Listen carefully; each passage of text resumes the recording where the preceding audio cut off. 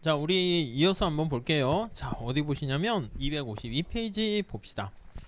자, 국제 수지와 환율 이렇게 나와 있는데, 자, 우리나라가 이제 옛날에는 국내에서 생산한 게 우리나라 국민들에 의해서 생산했고 소비했고, 여기서 뭔가 생산을 해요. 생산을 하면 뭔가 만들었을 때 그에 따른 대가를 분배받겠죠? 이걸 분배받아요. 노동을 제공했으면 노동소득인 임금을 받고요. 뭐 자본을 제공하거나 땅을 제공하거나 아니면 생산 요소인 노동과 자본이 가만히 있다고 뭔가 가치가 창출되는 건 아니잖아. 그걸 뭐 경영을 잘 해서 뭔가 판매를 하게 되는 거죠.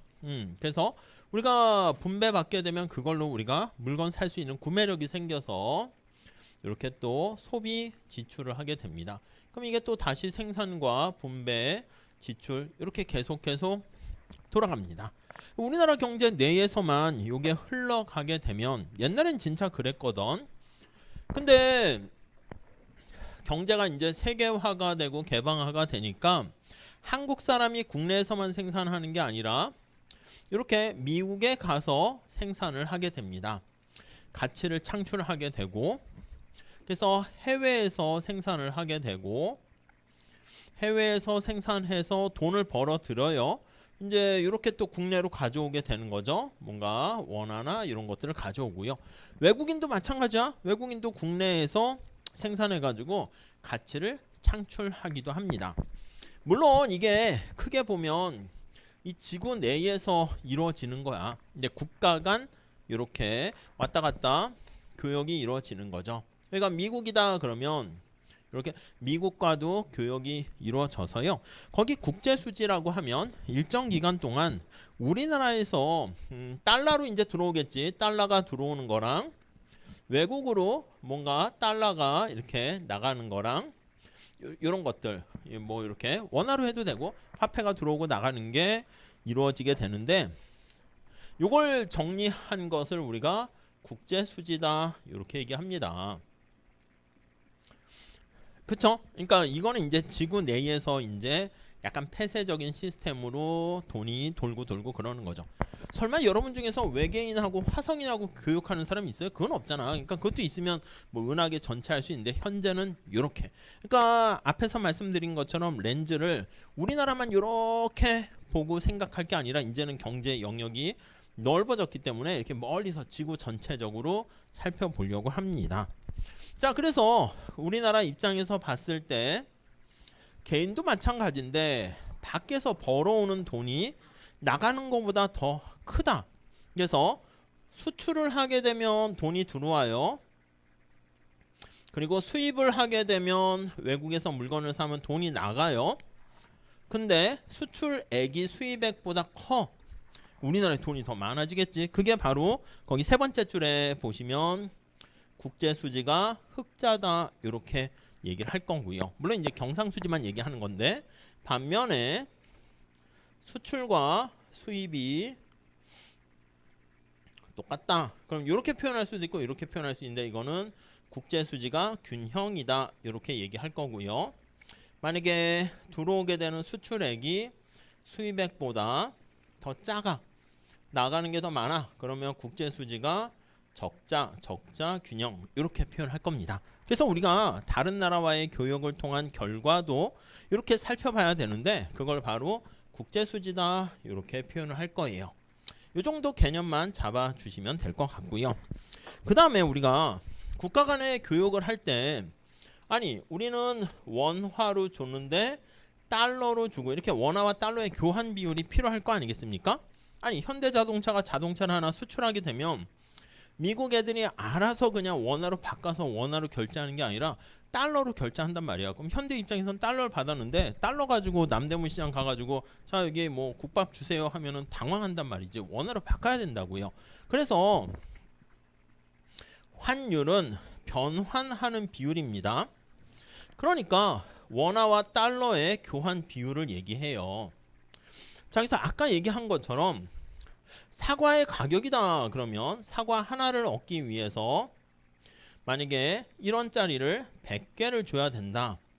라고 하면 요게 이제 교환 가치가 똑같아서 교환되는 거야. 그러면 사과 하나는 100원 이렇게 우리가 얘기를 하는 거죠. 마찬가지야. 우리 1원짜리가 이렇게 있는데 사과가 아니라 달러랑 교환하려고 해. 그래서 1달러짜리 한 개랑 교환하는데 우리나라 돈을 1000개를 줘야 된다라고 하면 그게 1달러의 가치는 1원짜리의 1000배, 교환 비율이 1000 이렇게 표현하는 거예요. 그래서 이게 환율이다라고 하면 우리가 흔히 얘기할 때 이렇게 합니다. 1달러 이렇게 많이 써. 그래서 1000원 1달러 대비 이렇게 해요. 1달러. 아니면 다시 이렇게 쓸게. 1000원 여기 분모에다가 1달러 이렇게 하는 거예요. 그러니까 1달러짜리 하나 얻기 위해서는 1원짜리 1000개를 줘야 된다. 그 뜻입니다. 이해 가시죠? 이것도 아예 그냥 1000이라고 해버릴까? 이렇게. 근데 사과 가격이 올랐어요. 가격이 올라가지고 이제 사과 하나 사려고 하면 1원짜리를 1500개를 줘야 된다라고 하면은 당연히 1원의 가치는 떨어지는 거지. 사과 가격은 더 올라가서 원화를 많이 줘야 되는 것처럼 아니 1달러를 얻기 위해서 옛날엔 1원짜리 1000개 주면 됐었는데 이제 1500개를 줘야 된다 합시다. 어떻게 돼? 원화의 가치는 떨어지고 달러의 가치가 올라가게 된 거죠. 그래서 1달러 환율이 1000원에서 1500원이 됐다. 이렇게 되면 의미가 뭐예요? 오, 사과 가격이 비싸졌네. 달러 가격이 비싸졌네. 교환 비율이 이렇게 되는 거야. 그래서 우리가 정리를 하게 되면 여기 나와 있는 환율은 자 다른 나라가 꼭 미국만 있는 게 아니라 뭐 일본, 중국 뭐 다른 나라 되게 많이 있지만 그냥 미국만 있다라고 계산을 할게요. 그래서 환율은 그냥 달러의 가격이다. 이렇게 보시면 되겠습니다. 이해 가시죠? 사과의 가격 그거랑 비슷해. 그러니까 환율이 올라갔다 이 뜻이 뭐야? 달러 가격이 비싸진 거야. 그러니까 달러로 표시된 물건을 살 때 1원짜리 옛날에 1원 가지고 1000개 주면 살 수 있었는데 1500개 줘야 되니까 우리나라 사람 입장에서는 구입하기가 부담스러운 거지. 내가 이전보다 더 많은 돈을 원화로 줘야 되네. 그러니까 달러의 가격이니까 가격으로 이 환율을 2라고 익스체인지 레이시라고 하는데 2가 상승하면 그럼 느낌이 어떻게 돼요? 미국의 달러 가격이 비싸니까 미국에서 달러로 표시한 상품의 가격이 비싸지는 거야. 그러니까 미국 물건이 상품이 가격이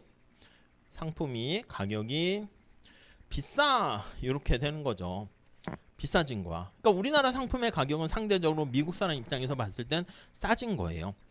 그러니까 우리나라 물건이 상대적으로 아니 이전과 퀄리티가 똑같은데 상대적으로 싸지게 되면 우리나라 물건을 더 많이 이때 사는 거지. 그러니까 환율이 상승하게 되면 미국 물건의 가격이 비싸지니까 외국 애들이 한국 물건을 상대적으로 싸져서 수출이 증가하고요.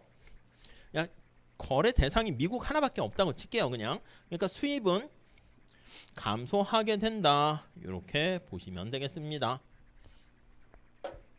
네. 그래서 뭔가 어떤 거에 대한 가격이 비싸진다? 그러면 그거에 대한 가치가 되게 높아지는 거야. 그러니까 환율은 달러의 가격이니까 환율이 올라갔다. 오, 달러가 소중해진다. 이렇게 생각하시면 돼요. 그래서 우리가 여러분들 만약에 어떤 사람이 여행을 떠나는데 미국으로 여행할 때랑 동남아 태국으로 여행할 때랑 똑같은 100만 원을 가지고 갈 때 어디서 좀 더 같은 돈인데 풍요롭게 좀 생활을 하게 됩니까?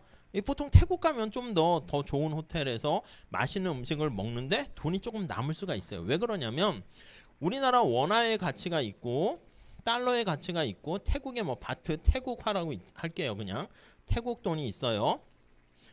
이렇게 있는데 이게 위계 질서가 이렇게 되어 있으면 우리나라에서 미국 가치가 비싼 거니까 태국 갈 때가 훨씬 더 약간 화폐 가치가 낮은 거야. 그래서 훨씬 더 같은 돈을 가지고 생활하는 실질 소득이 더 높아지게 되는 그런 것들 알 수가 있을 거예요. 뒤에 나중에 더 연습 많이 할 거예요. 자, 그래서 정리하면 자, 두 번째 줄에 보시면 보통 표현할 때 1달러당 1000원 이렇게 하면은 이렇게 환율을 표시하고요. 앞으로 환율이 올라갔다 이렇게 되면은 거기 한번 볼까요? 오른쪽에 253페이지. 자, 여기 시간이 흘러감에 따라서 환율이 어떻게 변했는가 거기 나와 있는데 2라고 쓸게요. 원달러 환율로 표시한 거야. 64년부터 거기 쭉쭉쭉 가다가 거기 보니까 90년대 거기 점점점 이렇게 있다가 90년대 중반까지 대략 한 800원 이렇게 유지가 되다가 거기 보니까 96년, 97년 이렇게 되면서 어떻게 됐어요? 갑자기 팍 치솟았어. 이때 IMF가 발생한 거든. 거기 보니까 1,400원 여기까지 올라갔단 말이지. 아니 그럼 여러분 생각해 보세요.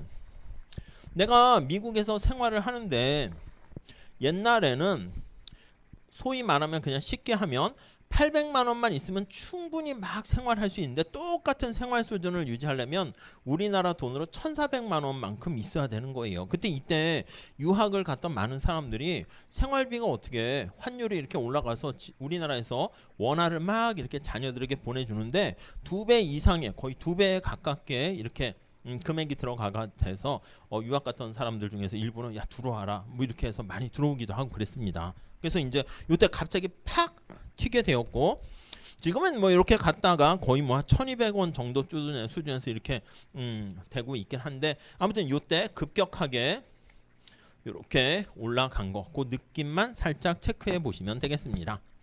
자, 환율은 지금 달러의 가격이라고 제가 말씀을 드렸어요.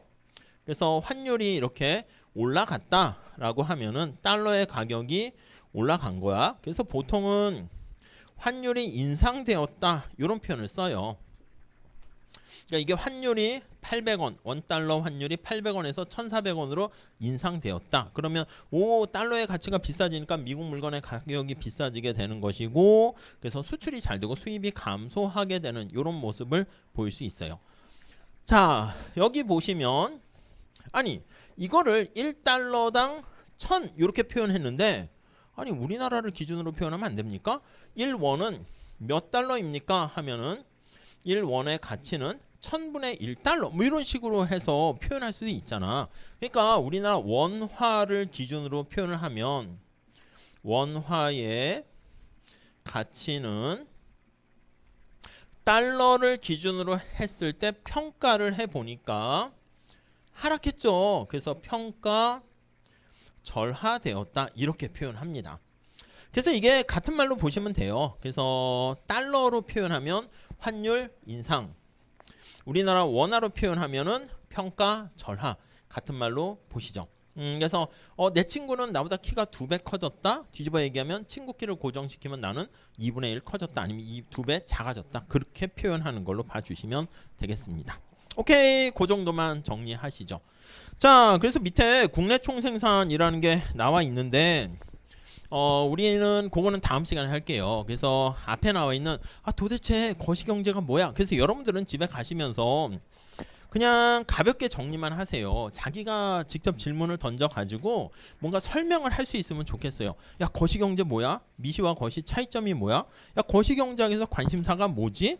이런 거. 그리고 제가 집에 가서요. 거기 뭐 이제 과제 비슷한 거에다가 아까 얘기했던 비공식적인 경기 지표 관련해서 제가 찾아가지고 한번 올려볼게요. 찾는 건 뭐냐면 AI한테 물어볼게요. 챗 GPT한테 야 비공식적인 지표 중에서 재미난 거 찾아줘 해가지고 AI, 제미나이 뭐 등등등 해가지고 다 올려놓을 테니까 여러분들은 댓글로 해가지고요. 재미난 거 하나만 찾아서 2개 올리시면 안 돼. 내가 봤을 때 좀 복습을 했다는 걸 알려주는 거야. 제일 재미난 거 하나만 올려서 그 이유를 좀 설명해 주시면 아니면 이유를 설명하지 마세요. 그냥 난 이거다. 담배꽁초 길이. 그럼 제가 궁금할 거 아니야. 그래서 다른 수험 학생들도 이렇게 도대체 저게 뭐야? 이렇게 되면 설명 물어보거나 뭐 이렇게 할 테니까 아무튼 거기 댓글로 많이 좀 남겨주셨으면 좋겠습니다. 자, 수업은 이런 식으로 할게요. 아셨죠? 자, 다음 시간에 이어서 할게요. 수고하셨습니다. 예.